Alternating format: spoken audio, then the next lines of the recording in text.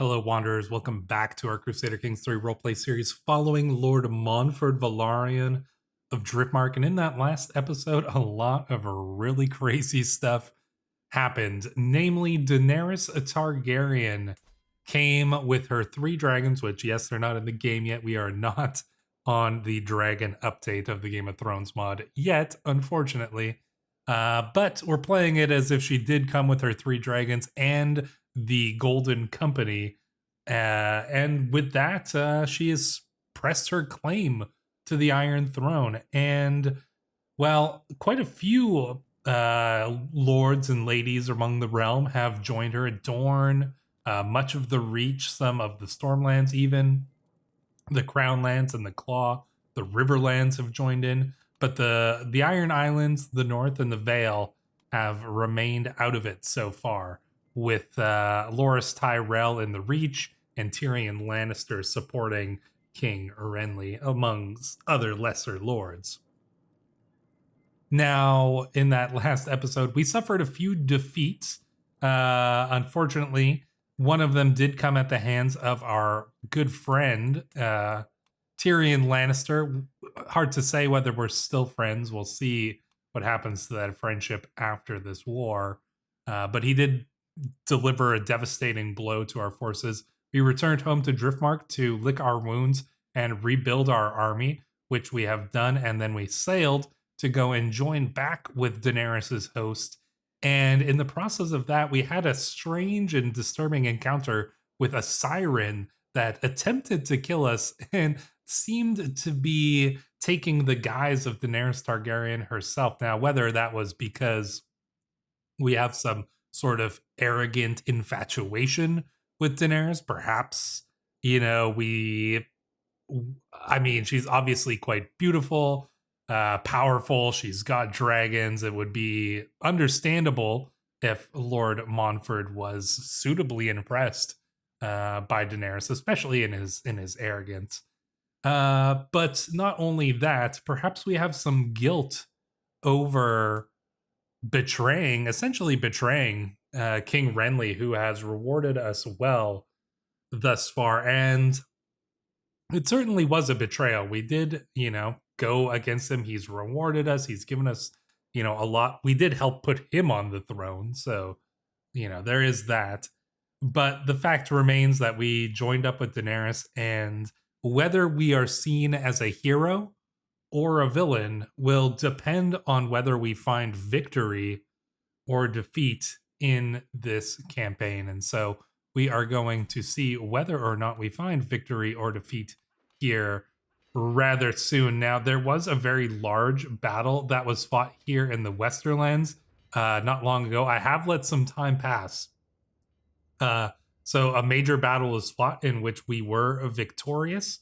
Now you can see that their forces are regrouping and are coming back again. We're currently engaged with forces from House Egan, so we'll see how that all plays out.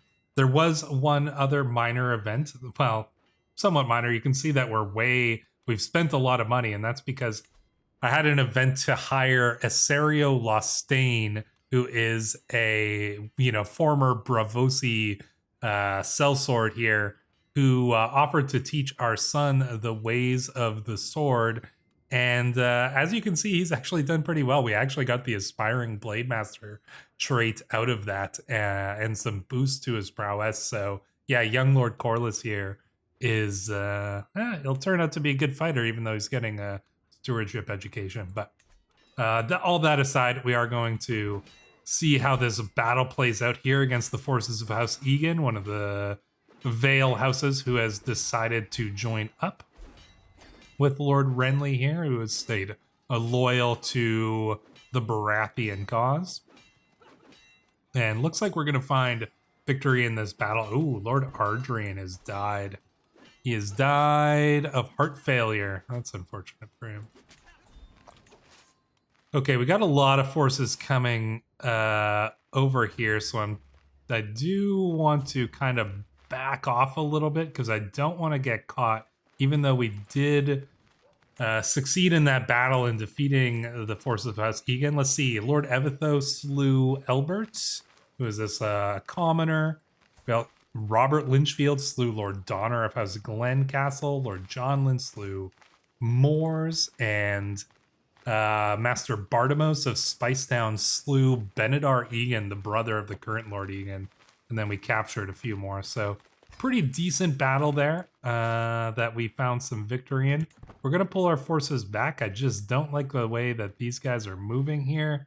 So we're going to pull back. We're going to try to circle around if we can, and then join up with our allied forces maybe over here.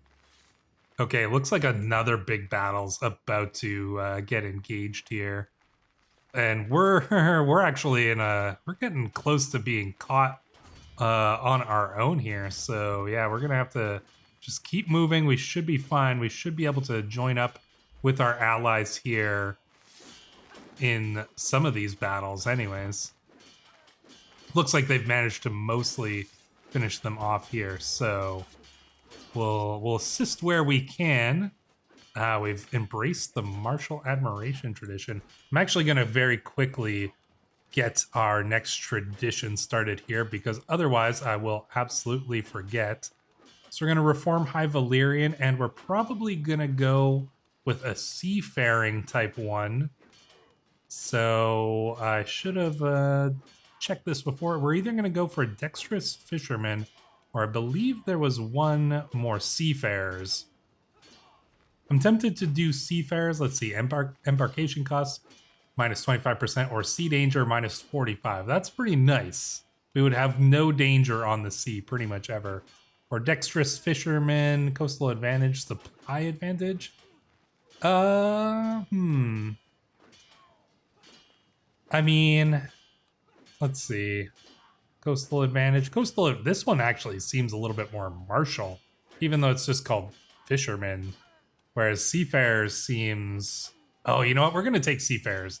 Unlocks the ability to sail in major rivers. Yeah, we're gonna go with seafarers here. Established tradition. We gotta wait. Never mind then. All right, let's see what we can do about these enemy armies here.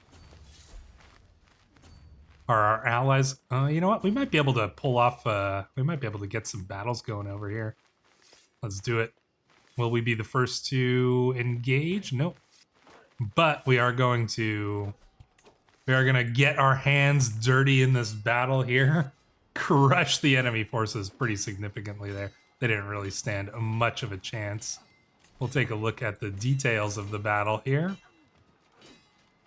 Any events? Evithos slew Master Devon. Oh, we got somebody slain from House Brakenhall. Let's see, somebody slain. Any lords slain over here?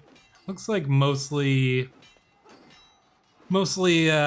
commoners who are in that particular battle.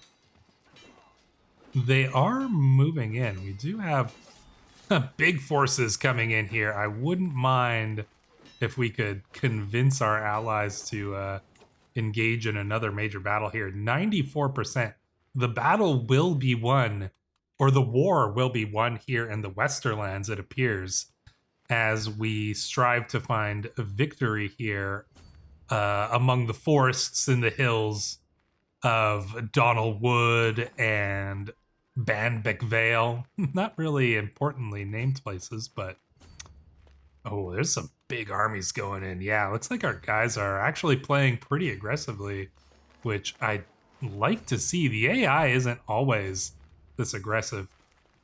Honestly, we might be able to catch this army down here. No, they're running. I wonder if we can... Oh, they're just... Yeah, look at them fleeing. They know they can't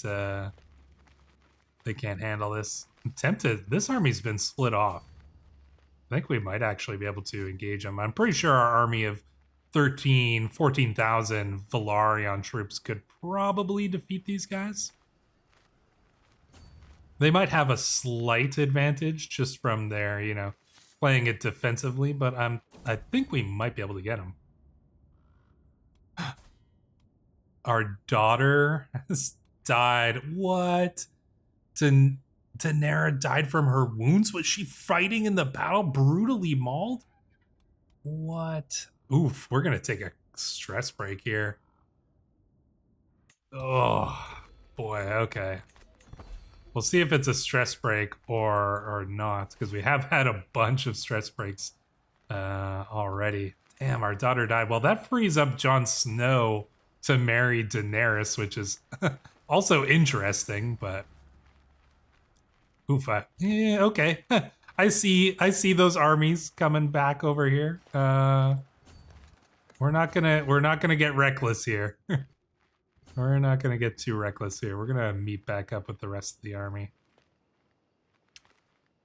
That was if we could have caught him maybe over here, we probably could have defeated him before the rest of their forces joined up. But looks like our luck was not with us there. I'm gonna lay down a siege, but I'm a little bit worried about our allies moving so far away. So we'll stick with the main host and deal with it from there. Something to keep in mind too is the way I see this is that it's not really like, you know, we have our forces here in the Westerlands, but the Velaryons have a massive fleet, and obviously fleet combat is not really a thing in Game of Thrones, but I imagine we're like blockading Lannisport and, you know, potentially even the trying to blockade the mouth of the Mander here as well. We do have the Arbor. Now the Arbor is neutral, so it's really, it would just be the Shield Islands that would be kind of protecting the mouth of the Mander, and they might be able to handle that, but I don't think that the Westerlands fleet would be able to stop us from blockading Lannisport. So I'm imagining the Velaryon fleet is, you know, doing that kind of thing while this is all going on. I wouldn't mind if we can get into one more big battle here. That would be really cool. I think the war's gonna end on sieges here, but we'll see. We'll see what happens. They got a lot of forces here. That would be, come on guys, let's just get into one big battle here.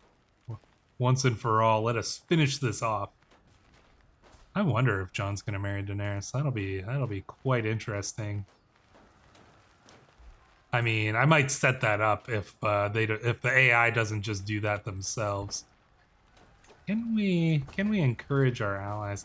I doubt it. I think it would be a foolish endeavor to try to bait our allies into engaging in a battle here. Yeah, they don't look like they want to move. They're just chilling in the Riverlands for whatever reason. I mean, the Riverlands is seemingly going through its own rebellion while they try to assist Daenerys here. We're losing our sieges, though, you guys. Come on, let's get into this here. Oh yeah, look at this. There's a big armies in the Riverlands like going up against. Yeah. Oh man, the Riverlands is in trouble. The Freys are leading a rebellion in the Riverlands. That's cool though. All right, let's see. Where are you guys going? Can you be convinced to attack? Oh, I think maybe they can. Oh, I think they're going for it. I think they're going for it here. Oh, this is gonna be a big one, you guys. All right, this is the battle. This is the one for all the marbles here. Let's see what happens. Oh, and we're going up against Sir Harlan Janney. So Knight of the Kingsguard leading their forces, but look at this massive armies going up in battle here. 90,000 versus probably 60,000. We've got the advantage, but this is huge. There's like what, 150,000 troops involved in this battle. That's crazy. The Battle of Mummer's Ford. Mummer's Ford. Wow. That's going to be a battle to be remembered here. We're obviously going to check out the details of this battle as soon as it is done, because this is a crazy one. Holy moly. All right, let's see. I mean, obviously we found great victory there, and that was the decisive battle, 100%. The Battle of Mummer's Ford. Wow, wasn't there a battle in Mummer's Ford in the books, or Somebody, yeah, Mummer's Ford does sound familiar. I feel like something happened there in the books, or maybe in the just the lore of Game of Thrones. But yeah, look at this: 118,000 troops on our side versus 100,000 troops on their side. They lost 35,000. We lost 10,000. We'll look at the details of that battle. I'm sure that there were some events here.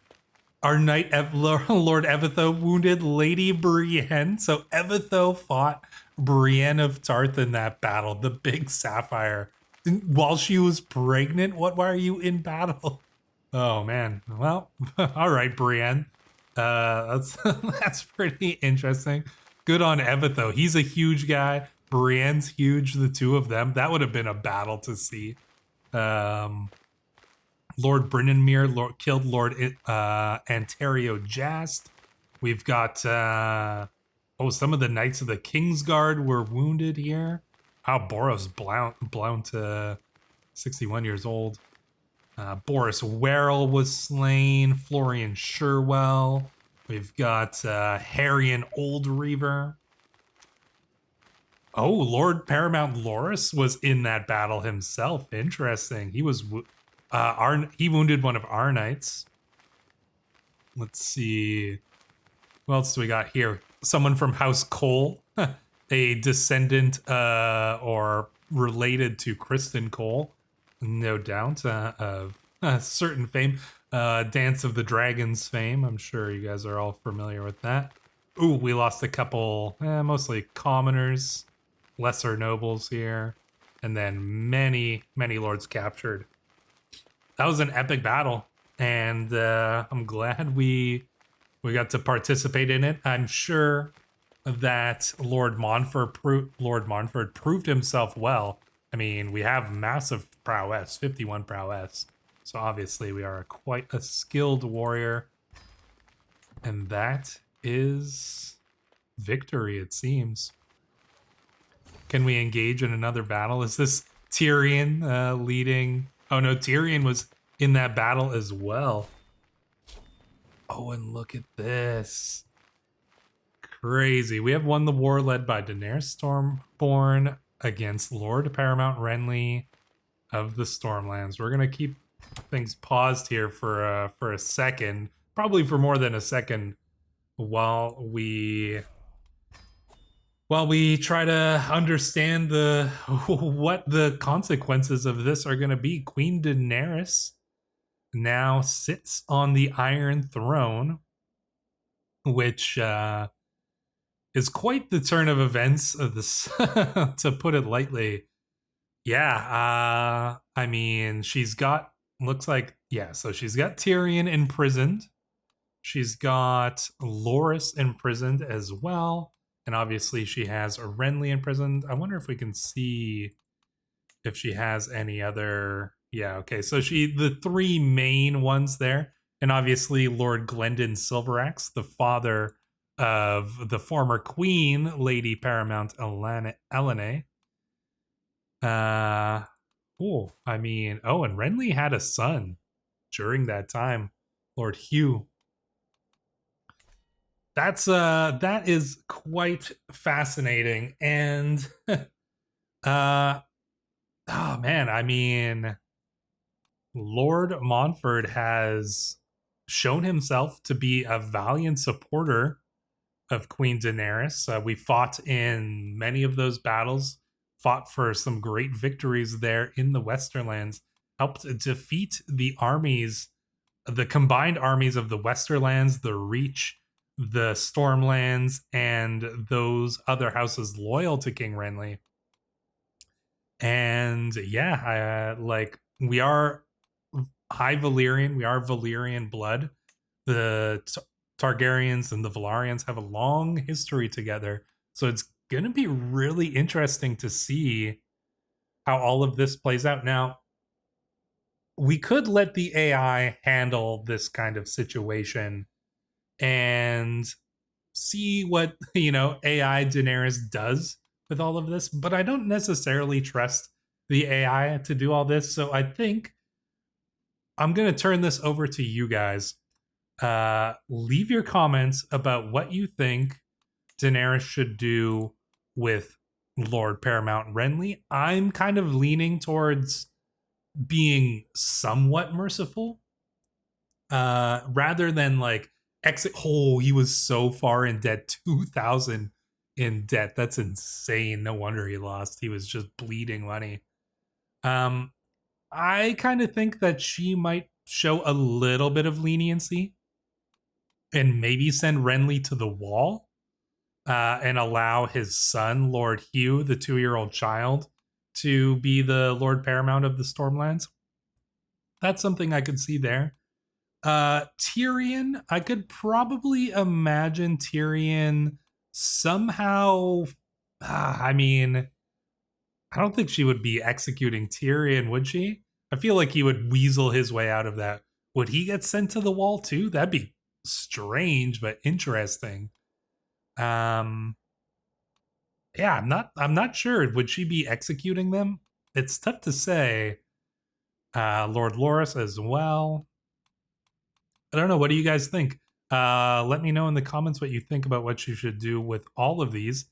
Also, let me know what you think our reward should be.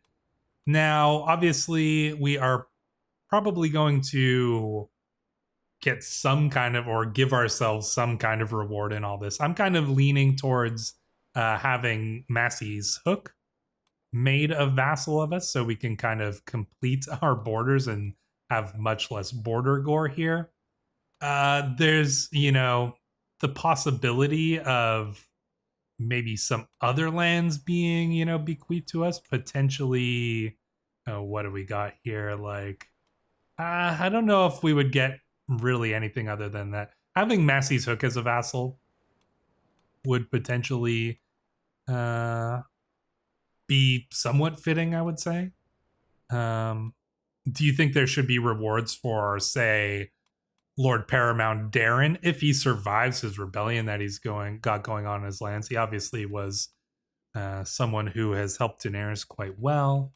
What about Dorne as well? Dorne, Lady Saria of Dorne, fought hard for Daenerys. It's a good question. The Vale, which is ruled by Lord Orwell.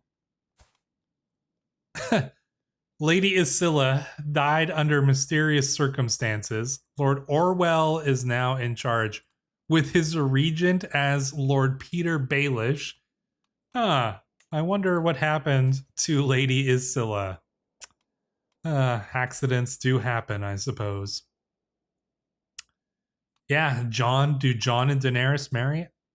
Really, I'm trusting you guys to kind of come up with the decisions here, because like I said, I don't trust the AI. So yeah, this is the situation that we're looking at now. If, let's say she takes the Tyrells or takes Lord Paramount Loras, maybe she kicks him out and makes Lord Willis back as the Lord.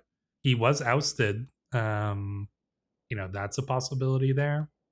I'm really looking forward to hearing all of your comments because, I think we could do something very cool with this, but I don't want to let the AI do it. And so I want to get your guys' comments. I want to get your thoughts. And so this might be a little bit of a short episode, but, I think that this will lead into a very good conclusion to our story as we start to wrap things up, as we get closer towards the end of Lord Montfort's life. He's 46 years old, but, who knows how much longer he has to live. In any case, Wanderers, before I ramble on any further, like I said, thank you guys for watching so far. Leave your comments. I'm looking forward to reading them.